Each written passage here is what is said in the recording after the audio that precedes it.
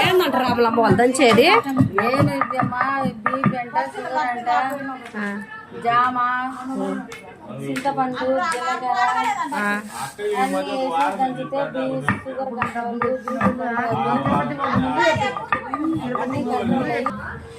ఉప్పు ఉండొద్దు, ఉప్పు ఎక్కువ తినకూడదు, కంట్రోల్ కావాలని మనిషి రామలమ్మకి రామలమ్మ బాగుంటే మనం తిందాము.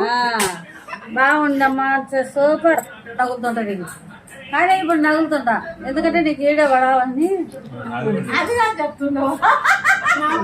చిట్ట ఒక ఇమ్మే ఒకటి చుట్టి షుగర్ బీపీ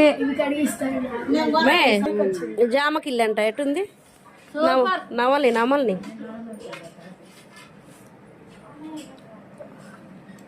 బాగుందమ్మా.